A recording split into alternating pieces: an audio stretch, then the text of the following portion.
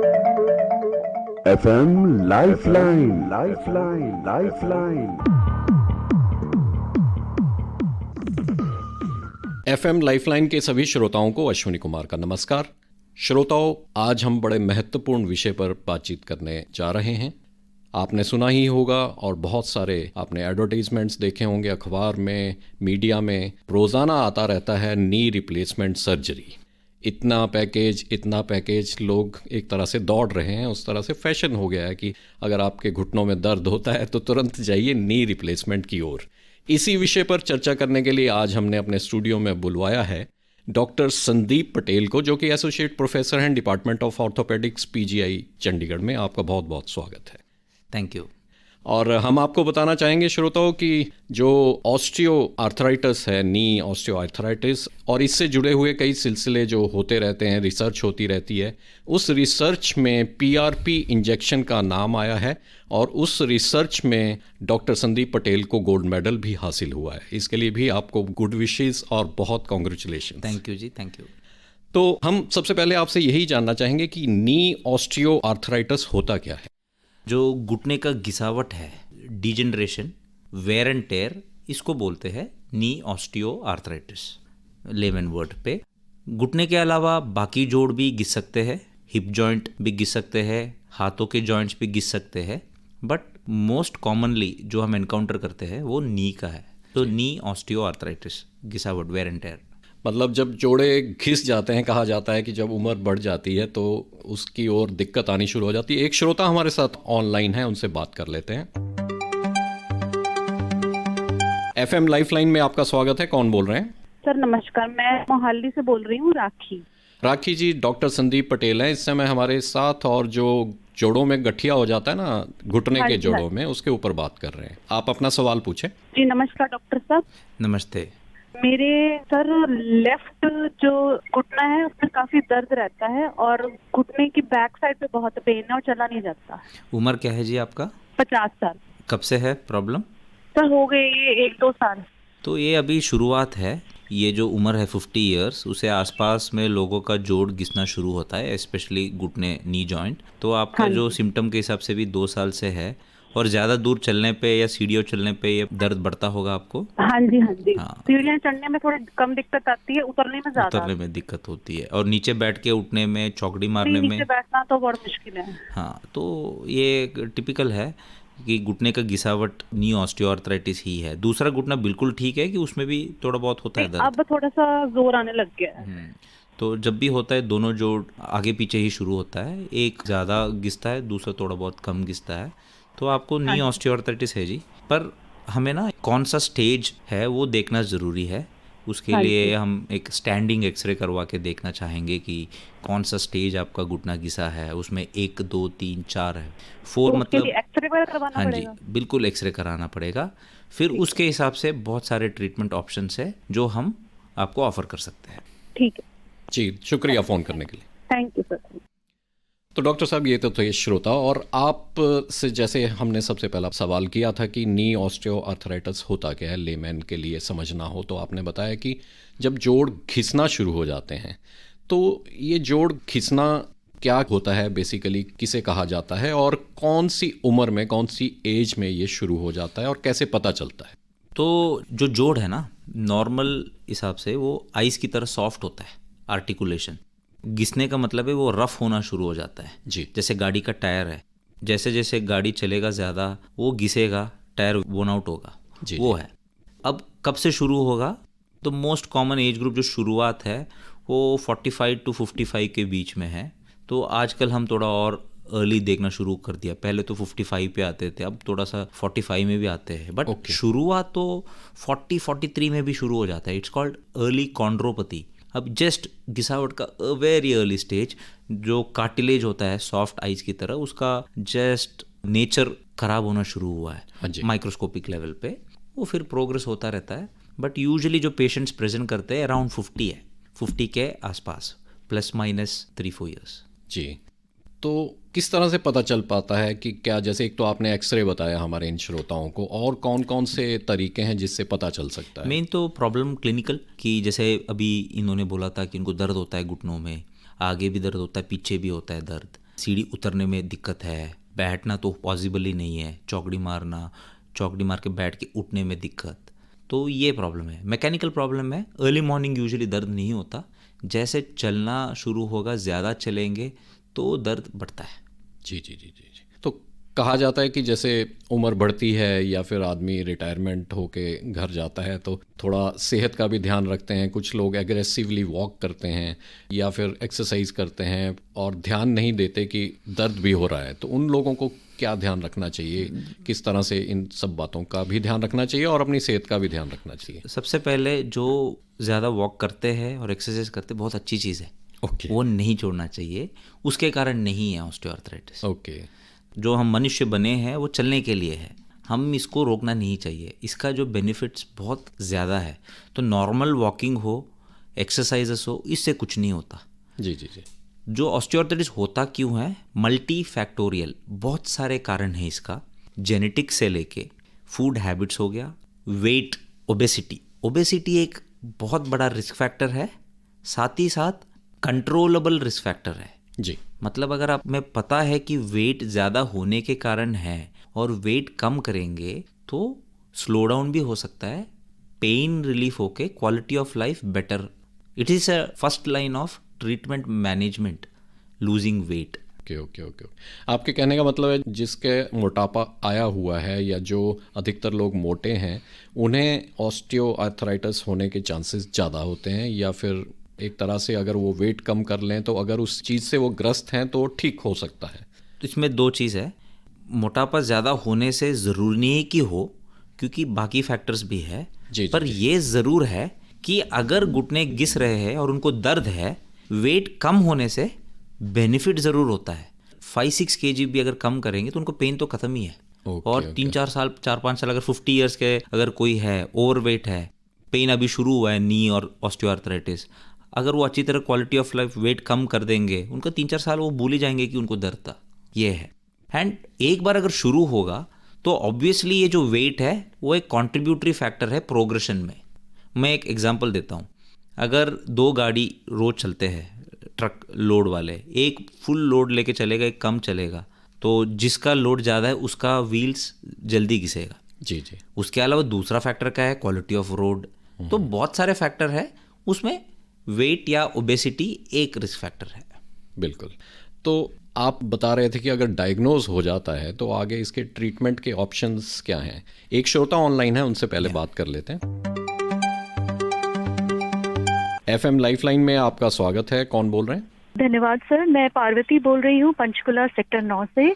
जी, doctor Sandeep Patel हैं हमारे साथ, एसोसिएट प्रोफेसर हैं डिपार्टमेंट ऑफ ऑर्थोपेडिक्स, और आज हम जो घुटनों में दर्द होता है या नी रिप्लेसमेंट लोग करवाते हैं उसके जी। ऊपर चर्चा कर रहे हैं। आप अपना सवाल पूछें। जी सर, डॉक्टर साहब मेरा ये सवाल है कि मेरी बड़ी बहन है, उनके घुटनों में पिछले 8-10 सालों से बहुत ज्यादा दर्द है और सीढ़ियाँ चढ़ते उतरते वक्त या बहुत ज्यादा अगर चल लेती हैं तो चलना इतना असहनीय हो जाता है कि उनको रुकना पड़ता है, बैठना पड़ता है। उम्र क्या है जी उनका? उनकी है 47 साल। ठीक है, जो प्रॉब्लम आप बता रहे हो ये टिपिकल ऑस्टियोआर्थराइटिस या घुटने का घिसावट ही है। ठीक है। एक बार आपको ऑर्थोपेडिशियन को मिलना पड़ेगा, क्लिनिकली एक बार देखेंगे चीज़ें कि सूजन भी है साथ में, कि कितना घिस गया है, ज़्यादा अलाइनमेंट ख़राब तो नहीं है। जी सर। और थोड़ा बहुत आपको सवाल करेंगे, एक्सरे करवाएंगे ताकि कौन सा स्टेज आपका है वो डायग्नोस करने में, फिर उसके हिसाब से आपको ट्रीटमेंट टेलर एंड करेंगे। बाकी आप ये शो पूरा सुन लेना, बहुत ऑप्शंस हम डिस्कस करेंगे इस पूरा शो में कि क्या क्या ट्रीटमेंट ऑप्शंस है और कैसे कैसे इसको टैकल करना है। जी जी सर, धन्यवाद। Thank you. तो डॉक्टर साहब, ट्रीटमेंट के ऊपर हम आ ही रहे थे, आपसे हम पूछ रहे थे कि ट्रीटमेंट्स कौन से अवेलेबल हैं, और साथ ही में PRP इंजेक्शन की बात हुई थी जिसमें आपने बहुत बेहतरीन कार्य किया है। तो ये PRP इंजेक्शन क्या है और ट्रीटमेंट ऑप्शंस क्या क्या हैं इस सारी बीमारी के लिए? सबसे पहले हम ट्रीटमेंट ऑप्शंस की बात करते हैं। जैसे मैंने बोला था कि ऑस्टियोआर्थराइटिस मल्टी फैक्टोरियल है, treatment is also multimodality. जी जी। एक नहीं, बहुत कुछ मिलके पेशेंट के हिसाब से टेलर मेड ट्रीटमेंट ऑप्शंस हमें देना चाहिए, जिसमें सबसे ऊपर है लाइफस्टाइल मॉडिफिकेशन, जिसमें weight loss very important. Second, strengthening exercises, वो योगा हो सकता है, फिजियोथेरेपी हो सकता है। नी का प्रॉपर नी कोर एक्सरसाइज को स्ट्रेंथ करेंगे तो नी का मैकेनिक्स इंप्रूव होगा, नी पे लोड कम आएगा। जी। थर्ड, ये जो ऑस्टियोआर्थराइटिस का एक हिस्ट्री होता है, थोड़ा एपिसोड्स होते हैं, बहुत दर्द होगा फिर शांत होगा, तो जब वो दर्द वाला फेस है तब थोड़ा बहुत मेडिसिन दे के उसको शांत करना पड़ेगा। फिर लॉन्ग टर्म में एक्सरसाइज करके कंट्रोल करना है। फिर जब एक बार हमारा स्टेजिंग हो गया, फिर आता है कि और कुछ क्या क्या कर सकते हैं। जी, उसके ऊपर चलते हैं, एक श्रोता से बात कर लेते हैं। FM लाइफलाइन में आपका स्वागत है। नमस्कार सर, मैं देवेंद्र मांट बोल रहा हूँ मंडी गोविंदगढ़ से। देवेंद्र जी हमारे साथ इस समय ऑर्थोपेडिशियन डॉक्टर संदीप पटेल हैं और आज हम चर्चा कर रहे हैं जो घुटनों में दर्द होता है उसके ऊपर।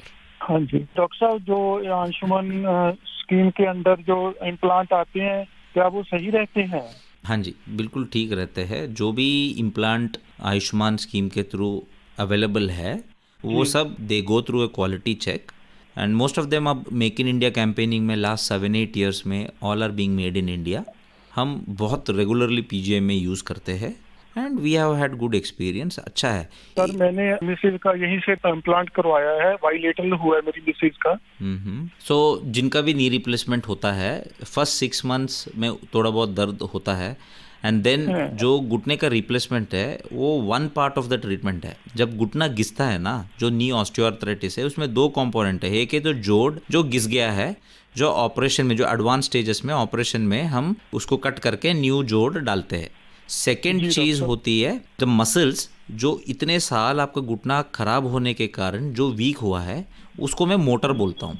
जोड़ तो हमने बदल दिया बट वो जोड़ को चलाने के लिए जो मोटर है वो हमें ट्रेन करना पड़ेगा। यहाँ पे रोल है फिजियोथेरेपी एक्सरसाइजेस का, वो थोड़ा सा मेहनत करना होगा बट ठीक हो जाते हैं। So first 1 year is going to be crucial. 1 year तक काफ़ी सारे प्रॉब्लम्स सॉर्ट डाउन होता है। सर एक और श्रोता हमारे साथ लाइन पर हैं, उनसे भी बातचीत कर लेते हैं। धन्यवाद फ़ोन करने के लिए। FM लाइफलाइन में आपका स्वागत है। कौन सा आप बोल रहे हैं? नमस्कार, मैं गिरजा बोल रही हूँ। गिरजा जी आपका बहुत बहुत स्वागत है। डॉक्टर संदीप पटेल हैं हमारे साथ। हाँ जी डॉक्टर साहब, एक्चुअली मुझे भी घुटने में प्रॉब्लम हो गया था तो मैं डॉक्टर के पास गई थी। यहाँ मैं चंडीगढ़ से बोल रही हूँ, हॉस्पिटल हमारे नजदीक है, मैं वहाँ चली गई थी। तो उन्होंने मुझे स्पाइन का एक्सरे करवाया और नी का। तो उन्होंने कहा कि आपको नी रिप्लेस करना पड़ेगा। ठीक है। L4 L5 में मुझे प्रॉब्लम है कहते हैं। एज क्या है मैम आपका? मेरा तो 66 है। ठीक है। मैंने नहीं किया, उन्होंने कुछ मेडिसिन दिए। मैं योगा करती थी पहले, बीच में मुझे 1.5 साल से रुक गया था तो फिर मैंने फिर से स्टार्ट किया तो मुझे फर्क पड़ा। लेकिन मुझे क्रैम्प्स बहुत पड़ते हैं, बहुत ज्यादा टांगों में। ठीक है। वो इसी वजह से तो नहीं है, इसलिए मैं सब इंटरलिंक्ड है। जिनको घुटने घिसता है तो वही आसपास के मसल्स में भी वीकनेस होती है। टांगों में मतलब क्रैम्प पड़ता है, बिल्कुल घुटने के नीचे जो टांग है ना उसमें क्रैम्प पड़ता है। फिर मैं खड़ी होती हूँ तो फिर फर्क पड़ता है। बिल्कुल जी। तो क्रैम्प्स का एक अलग ही रीजंस है। इलेक्ट्रोलाइट इम्बैलेंस से लेके न्यूट्रिशनल डेफिशिएंसी से लेके मसल स्ट्रेंथ से लेके एक्सरसाइज, बट ये मैनेजेबल है। अगर आपको घुटने का दर्द कम हुआ है तो इसका मतलब तो हुआ है। सो आप एक्सरसाइज कंटिन्यू कीजिए और एक बार बेसिकली एक्सरे किस स्टेज का है वो हमें एक आइडिया होना चाहिए। अगर बहुत एडवांस स्टेज है तो ही बनता है, अगर अर्ली स्टेज है तो नी रिप्लेसमेंट अवॉइड किया जा सकता है। और अभी तो आप तो यंग हो, 66 ही हो, और 4-5 साल और खींच लेंगे जब बिल्कुल देखो। मैंने उस टाइम डॉक्टर से यही कहा था, मैंने कहा आप अभी मतलब मैं आई और आपने कहा ऐसे कुछ साल निकल जाए, 1 साल बेशक 2 साल निकल जाए, क्योंकि उसका आपका सोच बिल्कुल सही है। नी रिप्लेसमेंट जो मैं मेरे पेशेंट्स को हम लेफ्ट एंड राइट करते हैं, we do everything from injection से लेके नी प्रिजर्वेशन से लेके नी रिप्लेसमेंट, पूरा spectrum. Me being a orthopaedic surgeon, it's my responsibility कि हम सब ऑप्शंस पेशेंट को टेलर मेड करके ऑप्शंस दे। जब लास्ट स्टेज होता है पेशेंट खुद मांगते हैं कि डॉक्टर साहब मेरे से हो नहीं रहा, I want good quality of life, that is exactly where we need to intervene. तो आप you are doing good with yoga. मैं 2 घंटे कम से कम डेली चलती भी हूँ। बढ़िया मैम, बहुत बहुत अच्छी बात है, करो आप। जी गिरिजा जी धन्यवाद। धन्यवाद डॉक्टर साहब, thank you so much. Doctor Sandeep Patel, आप चर्चा कर रहे थे इन श्रोताओं की जो कॉल्स आई उससे पहले आप बता रहे थे कि स्टेजिंग किस तरह से की जाती है, सारा का सारा डायग्नोसिस पूरा किस तरह से प्रोसेस किया जाता है। तो स्टेजिंग के ऊपर हम बात कर रहे थे। सो सर स्टेजिंग एक्सरेस पे पता लग जाता है। एक्सरे पे जॉइंट लाइन जो जॉइंट गैप कितना गैप कम हो गया, सो एक्सरे में पता लग जाता है कि कितना गैप कम हो गया। फिर जैसे जैसे एडवांस होता है कि टेढ़ा भी होना शुरू होता है। सो बेसिकली जॉइंट गैप और एक्स्ट्रा हड्डी जो बनते हैं बिकॉज ऑफ ऑस्टियोआर्थराइटिस, वो सब देखे there are 2 or 3 well defined radiologic parameters, Ahlback's criteria, Kellgren Lawrence criteria, उसके बेसिस पे हमें पता है। मोटा सा ये है कि सर 1 2 3 4 स्टेजेस होते हैं। 1 वेरी अर्ली, 2 3 तक भी ठीक है, 4 इज एडवांस्ड।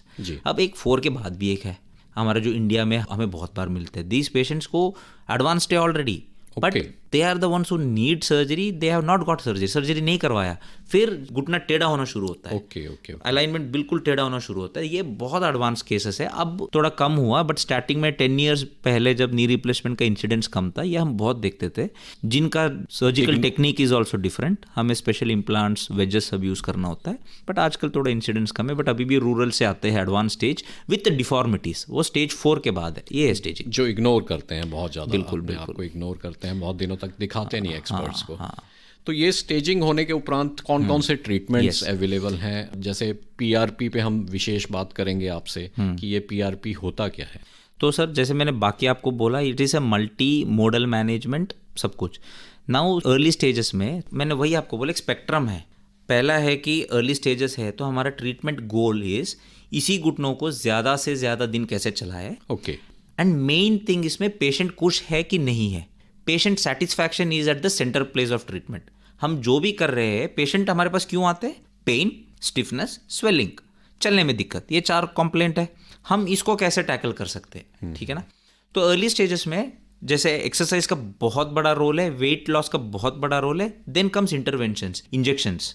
और कोई पेशेंट में अलाइनमेंट इशू होता है, वो अलाइनमेंट इशू में नी रिप्लेसमेंट नहीं, देयर आर अदर सर्जरीज जहाँ पे हम अलाइनमेंट ठीक करेंगे तो घुटने और 5-10 साल चलेंगे। इसको बोलते हैं ऑस्टियोटोमी, हाई टिबियल ऑस्टियोटोमी। वहाँ पे हम अलाइनमेंट ठीक करके नेचुरल घुटने को और चलने देते हैं। नेक्स्ट होता है कि जब अलाइनमेंट ठीक है बट मोस्टली एक बायोलॉजिकल प्रॉब्लम है, अंदर इन्फ्लेमेशन है, वहाँ पे रोल आता है पीआरपी और भी इंजेक्शन है, high molecular weight visco supplement हो गया। सो पीआरपी जिसमें हमारा बहुत रिसर्च है, पीआरपी रेफर्स जो ब्लड हमारा खुद का ब्लड में से हम प्लेटलेट्स को कॉन्सेंट्रेट करेंगे। अब प्लेटलेट्स इसीलिए इंपॉर्टेंट है क्योंकि प्लेटलेट्स के अंदर एक अल्फा ग्रैन्यूल होता है जिसके अंदर बहुत सारा ग्रोथ फैक्टर है। It is a cocktail of growth factors. और उसके अंदर वो ग्रोथ फैक्टर है जो नी का पेन को कम करने में हेल्प करेगा, जो हमने पहले स्टडी किया था, और टू एन एक्सटेंट नी का जो रिपेयर, जो डैमेज सेल्स है उसको ठीक करने में हेल्प करेगा, कंट्रोल करने में हेल्प करेगा। So it is got anti inflammatory properties जो एक्चुअली पेशेंट एक्सपीरियंस करते हैं कि हाँ जी हमारा दर्द कम हो गया इंजेक्शन के बाद, दे आर हैप्पी। सेकेंड, हमने एनिमल स्टडीज से ये देखा है कि थोड़ा बहुत वो कार्टिलेज प्रोटेक्टिव भी है। सो थोड़ा बहुत I can share about our work experience. World में सबसे पहले हमने प्रूव किया था 2010 में कि पीआरपी घुटने में काम करता है। हमारा publication American journal of sports medicine में है, जो इस फील्ड का लैंडमार्क पेपर है, विच इज़ हाईली कोटेड, जो हमने पहली बार इस्टेब्लिश किया। फिर हमारा जर्नी हुआ कि हम इस प्रोडक्ट को अंडरस्टैंड करना है। हम जाके एक्सपेरिमेंटल स्टडीज़ किया गिनी पिग्स में। वहाँ पे हमें समझ आ गया कि ये कैसे काम करता है, इन्फ्लेमेशन कैसे रिड्यूस होता है, कार्टिलेज को कैसे प्रोटेक्ट करता है, कार्टिलेज सेल्स का डेथ को कैसे रोकता है, जिस रिसर्च के लिए मुझे अभी गोल्ड मेडल मिला है। जी। फिर हम at the same time we understood कि हर पीआरपी सेम नहीं है। ऑस्टियोआर्थराइटिस के लिए कौन सा पीआरपी बेटर है, हमने क्लिनिकल ट्रायल्स और 2 किए 2017-18 में। फिर हमने एक रीसेंट एक ट्रायल फरवरी में पब्लिश्ड है अगेन इन अमेरिकन जर्नल, जो सुपर डोज पीआरपी करके है। हमने घुटने के लिए क्या डोज पीआरपी का देना है वो हमने पहली बार बताया हुआ है। जी। तो आपने कहा इससे बहुत सारे लोगों को फ़ायदा भी हो रहा है, बहुत सारे पेशेंट्स को इससे फ़ायदा हो रहा है, तो क्या ये रेगुलर फीचर हो चुका है इसके ट्रीटमेंट में अब? सर अब एट पीजीआई जो भी हम करते हैं, खुद पीआरपी हमारा ट्रांसफ्यूशन मेडिसिन डिपार्टमेंट बना के देते, स्टैंडर्डाइज्ड है। I don't want to give this message in a platform, क्योंकि मिसयूज, जैसे टीकेआर का आपने देखा है लेफ्ट एंड राइट, सेम चीज़ अब रीजनरेटिव ऑर्थोपेडिक्स एक अपकमिंग ब्रांच है जिसमें पीआरपी हो गया, स्टेम सेल्स हो गए, बहुत कुछ है। सही सेलेक्टेड पेशेंट में if you have the understanding of the product, वही मैंने आपको रिसर्च का स्टोरी बताया। हर पीआरपी सेम नहीं है, बहुत सारे पीआरपी अवेलेबल है। हमें वो पीआरपी में कितना प्लेटलेट्स है, ये अगर हम कंट्रोल करके देंगे तो it is very good. Patients are really happy after it. 96% is the satisfaction rate. अगर हम 100 पेशेंट में इंजेक्ट किया तो 96 patients are happy. In fact, it is a tailored kind of thing. Yes, it is a tailored kind, and an orthopedician or the physician should understand it. और patient को भी समझाना ज़रूरी है। बहुत सारे पेशेंट आते हैं, सर उन्होंने पीआरपी बोला कि घुटना बिल्कुल नॉर्मल होएगा। सर नॉर्मल तो हो ही नहीं सकता। This is what it is a very shared decision where we discuss with patients.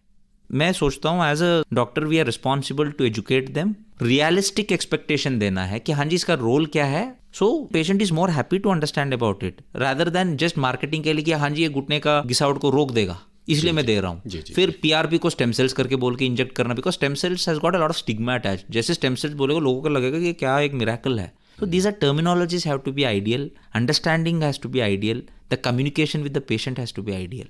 जी, तो और साथ ही में आपसे ये भी पूछना चाहेंगे कि नी रिप्लेसमेंट जैसे बहुत जल्दी कई लोग चले जाते हैं, सुना सुनाया और अपना भी करवा लिया एज ए फैशन, जैसे हमने शो के शुरू में भी कहा था, तो उसको ये डेफर भी करती हैं कुछ जो ट्रीटमेंट्स हैं। और कब जाना चाहिए, कौन सी ऐसी स्टेज है जब हमें नी रिप्लेसमेंट अपनानी चाहिए? सर एक बड़ा सिंपल एक मैसेज दे देता हूँ। एक तो बिल्कुल एडवांस स्टेज ऑफ ऑस्टियोआर्थराइटिस में तो डेफिनेटली कई पेशेंट में because of other factors we see कि 45 ईयर्स 50 ईयर्स में भी एडवांस स्टेज आ जाते हैं, जब हम 45 में भी नी रिप्लेसमेंट किया हुआ, 50 में भी किया हुआ इन इंडिकेटेड पेशेंट्स। जी। But the main thing is, कोई भी अगर ये बोलेगा ना बहुत खराब है जी अर्जेंटली कराओ, first message is TKR is not an emergency surgery, it can wait. तो there is a step ladder treatment. Step ladder का मतलब है you should try everything, only if it is exhausted then we can consider. तो आप अपने body को time दो। जैसे हमारे एक ऑडियंस थे जिसने पूछा था फोन पे कि मैं ठीक हो गई, हाँ, she is a very good example, that's why I told her कि ठीक है तो एक्सरसाइज कराओ, बाकी ट्रीटमेंट देख लो। इट इज़ 1 साल के अंदर पेशेंट को भी पता लग जाता है कि मेरे को नी रिप्लेसमेंट चाहिए कि नहीं चाहिए। ओके। अगर 1 साल में बहुत पेन है, सो माई क्वेश्चंस आर वेरी क्लियर। जब मेरे पास पेशेंट आते हैं तो मैम आपको महीने में आप कितने दिन तंग हुए, पहले में अब में कितना फ़र्क है, are you on an improving trend और are you on a deteriorating trend. दूसरा होता है जैसे मैंने बोला ऑस्टियोआर्थराइटिस में फ्लेयर होता है, आपको 1 साल में कितने बार इसका फ्लेयर अप हुआ है। पहले बोलते कि सर 2-3 साल में एक बार फ्लेयर अप हुआ, 2-3 हफ्ते में ठीक हो गया। सर पर लास्ट 1 साल में तो हर महीने में एक बार होता है और मेरा क्वालिटी ऑफ लाइफ प्रॉब्लम में चला गया। Then these are the patient, so patient will ask for it.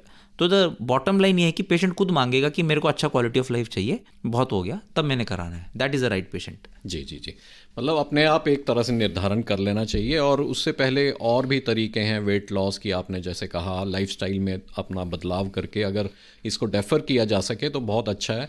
तो इसी के साथ जुड़ा हुआ है सवाल कि डिसएडवांटेजेस क्या होते हैं early knee replacement? Sir very valid point. देखो sir, there is a very good saying in our orthopedic community, doctors community में, knee replacement is not the end solution, it is a beginning of a problem which can give till the patient is alive. Okay.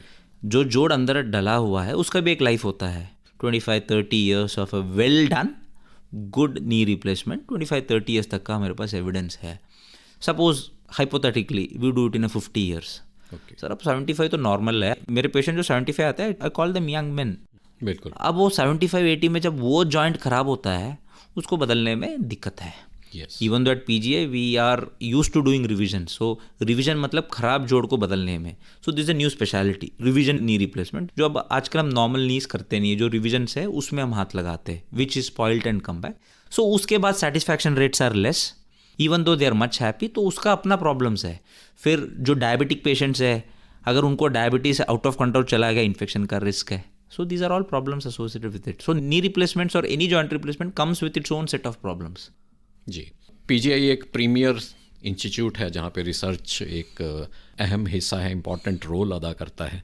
तो ऐसी कौन सी research हुई है या ऐसे कौन से आंकड़े हैं, जैसे हमारे बीच में बातचीत में आपने कहा कि पहले ये 55-60 के बाद शुरू होती थी प्रॉब्लम, अब धीरे धीरे यंगर जनरेशन में भी आ रही है। तो ऐसे कौन से कारण हैं, कौन से फैक्टर्स हैं जो हमारी हेल्थ को अफेक्ट कर रहे हैं, हमारी जोड़ों की हेल्थ को? This is an observation which we have seen. हम जेनेटिक स्टडी कर रहे हैं देखने के लिए कि जेनेटिक में क्या प्रॉब्लम है, but overall we are seeing see basically ना एक और चीज़ है, हमारे पास पेशेंट क्यों आते हैं, ऑस्टियोआर्थराइटिस बोल के तो नहीं आते, वो तो ये बोलते हैं कि हमें घुटने में दर्द है करके आ जाते हैं।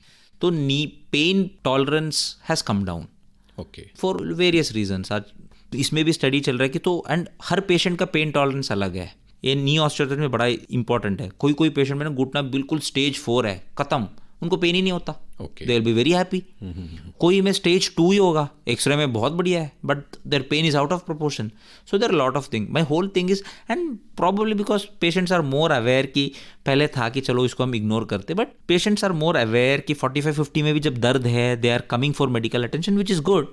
But we have seen a paradigm shift कि patients are presenting with their problem pretty early. It could be the same before, maybe they are presenting early, या उनका पेन टॉलरेंस कम हुआ होगा। So these things need an introspection and research into it. As a orthopaedician, आप young generation कोई हमारी listener अगर सुन रहे हों तो न्यूट्रिशन का क्या रोल है इसमें, क्या बोलना चाहेंगे आप? Very good question, and I think if you compare 5-10 years before अब वो एक nutrition, I think most of the youngsters are in for nutrition. तो it's a positive change again I am seeing. पहले था एक जंक फूड का एक ज़माना आया, अब उल्टा है। Thanks to people like Virat Kohli and others who have been fitness freak, nutrition is a very good element. What you eat, the nutrition in terms of its protein content, calories come, all of them are important. Gut microbiome. So what we eat determines the gut के अंदर जो microbiome है. There are a lot of researchers which is coming up which tells gut का microbiome is also influencing the progression of osteoarthritis. Okay. तो ये तो even अगर हम पुराने ज़माने में बोलते थे गट का माइक्रोबायोम, अब मेडिकल रिसर्च में ये सब है। So everything is link to food nutrition. ये एक very grey area, I can not tell कि एग्जैक्टली ये खाओ ये ठीक हो जाएगा। Even though we have identified positive nutraceutical products, जैसे नॉर्मल हल्दी जैसे, again this is a good example, मैं मेरे पेशेंट्स को बोलता हूँ। पुराने ज़माने पे बोलते थे कि टर्मरिक हल्दी, कच्ची हल्दी को दूध में मिला के पियो तो बेटर है, उसमें एंटी इन्फ्लेमेटरी प्रॉपर्टी होता है। अब इसका साइंस देखो, जो पुराने लोगों को पता था वो दूध में क्यों डालना है, क्योंकि टर्मरिक इज फैट सॉल्युबल। अगर आपने पानी से पिया तो वो एब्जॉर्ब भी नहीं होना। इवन दो आजकल हमें सप्लीमेंट्स मिलता है जो लाइपोसोमल है, they are nano particles which can be absorbed, but the understanding then there are other nutraceutical products which are good, but I am not promoting nutraceuticals, but nutrition has its role, especially a good weight control, healthy food and diet which is responsible for body pain, it's not knee. अगर आप गलत खाओगे तो हर जगह आपको दर्द होगा। जी, हड्डियों से जुड़ी हुई बात है और ऑर्थोपेडिशियन हमारे साथ हैं, और साथ में अगर नींद की बात हो रही हो तो जोड़ों का दर्द तो बहुत परेशान होते हैं कई लोग। तो चर्चा तो बहुत लंबी चल सकती है, परंतु समय हमें इजाज़त नहीं देता, समय हमें ये कहता नहीं है कि इस कार्यक्रम को और आगे बढ़ाया जाए। तो doctor Sandeep Patel, associate professor, department of orthopaedics, PGI Chandigarh, आप अपना इम्पॉर्टेंट टाइम निकालकर हमारे स्टूडियो में आए, इसके लिए आपका बहुत बहुत धन्यवाद। इसी के साथ आज का FM लाइफलाइन कार्यक्रम यहीं पर समाप्त होता है। आज के कार्यक्रम को रिकॉर्ड करवाने में तकनीकी सहयोग रहा आकाश का। अब अश्विनी कुमार को आज्ञा दें। नमस्कार। FM lifeline.